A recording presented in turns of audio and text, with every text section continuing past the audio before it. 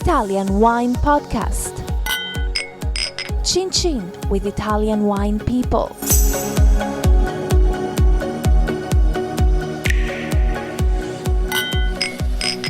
This podcast is brought to you by Native Grape Odyssey. Native Grape Odyssey is an educational project financed by the European Union to promote European wine in Canada, Japan, and Russia. Enjoy. It's from Europe. Hello, this is the Italian Wine Podcast. My name is Monty Waldin. My guest today is Dmitry Fedotov. Fedotov. Okay. So it's rather hard to remember Fedotov. all of the accents. Yep. So that's right now the accent on the second letter, Fedotov. Fedotov. Yep, right. Is that right? So that's a Russian name. Yes, for sure. And you're from Russia? Yes, I'm from Russia. I've been born in Moscow and I've been living in Moscow. And so far, my residence is just half kilometer from my real birthplace. Really? Yeah, I'm a real Moscovite. A real Muscovite. Okay, that's cool. I've met many Muscovites. Okay, so you have lots and lots of different titles. Yes. So let's start with something simple. You are a member of the supervision board of Russian wine growers and winemakers. That's true. So how did you get on that? I've been the editor of, let's say, and co-author of the very first guide dedicated to the Russian wine, and I completely wrote the second one just from the first page to the last one. Just in brief, roughly how many Russian wine growers are there? Roughly? Roughly around 40. Right. So still the problem is legislature, as roughly speaking, there are 40 licensed wine growers. Let's say not wine growers, but winemakers. Yep. And it's rather hard to work on the license to get it. And but there are really a lot of the small farmers who are working just like the partisans, and it's impossible to count them at all. Right, okay. So how did you get into Italian wine?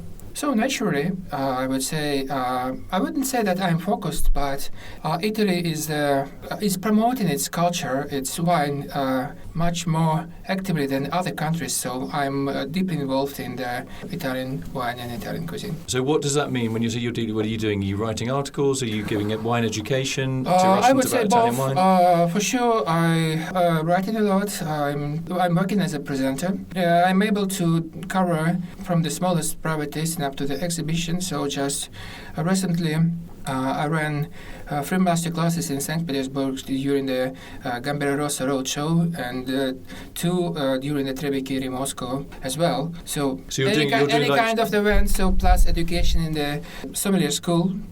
So let's say that's my responsibility. So you're hosting tastings or conducting tastings of Italian wines for Not only Italian, just any wine, any interesting wine, let's say any pleasant wines. So what are the trends in obviously generalizing about Russia is difficult, but what are the trends that you're seeing in the market for wine, for imported wine in general? Are we talking about the Russian market? Yep. Yeah, okay.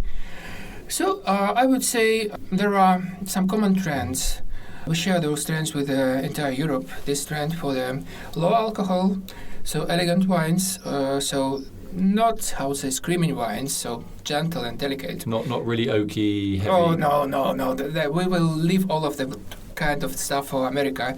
So no, Russia, at least for the well-educated consumer, will not even put the look for the heavily oaked or even tannic wine, so that's not Russian style at all. So the second common trend is the strange but passionate love to the organic and biodynamic wines, and even right now there are certain companies dedicated just for organic wines, and they are working on that fields only.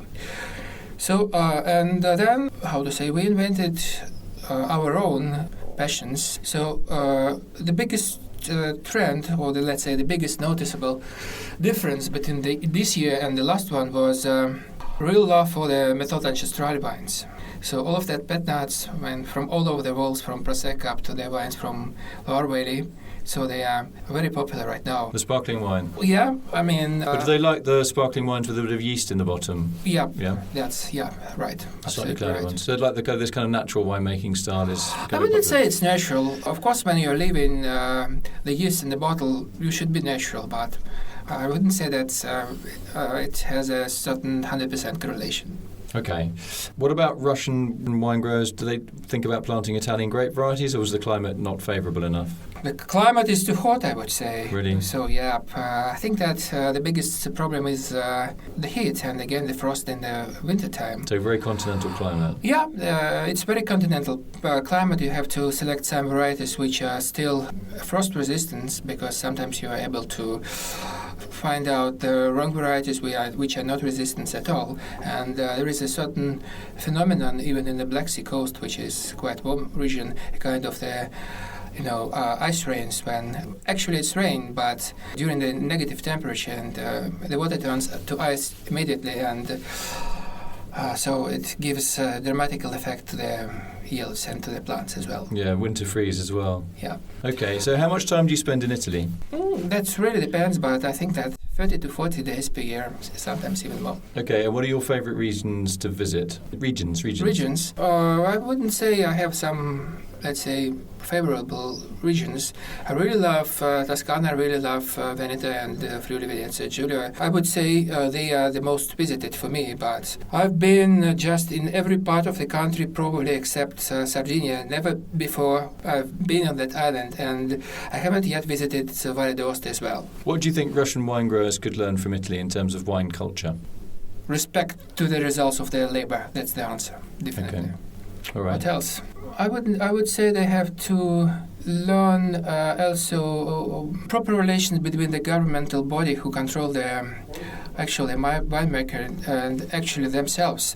And plus, they have to implement probably the same, or let's say quite a similar point of view to the consortiums. Right now, there are several Russian appellations, but no DOC wines, I would say. No yet. Okay, and there is no bodies, inside those consortiums who will be able to monitor, who will be able to give proper suggestions in wine growing techniques, etc. And still, I would recommend Russian, let's say not winemakers, but Russian officials, just to understand that wine is not alcohol, wine is a culture. Right, okay. So if I had to put you could have I'm going to give you a free vineyard in Italy. Where would it be? So your Christmas present, I'm going to give you a free vineyard. Where would it be? Okay, probably it will be in Barbaresco. Okay. Not Barolo? No. Why Barbaresco? Barbaresco is much more safe, considering the hill, and probably gives again a more delicate wine. Good answer. Yeah, very climatically oriented answer. Yeah, interesting. All right, Dmitry Fedotov. I said that right? Right. Oh, yes. I'm a quick learner. No one's ever said that about me before.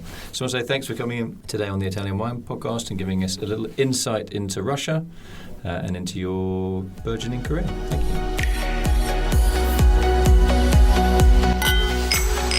you. This podcast has been brought to you by Native Grape Odyssey, discovering the true essence of high-quality wine from Europe. Find out more on nativegrapeodyssey.eu. Enjoy. It's from Europe. Follow Italian Wine Podcast on Facebook and Instagram.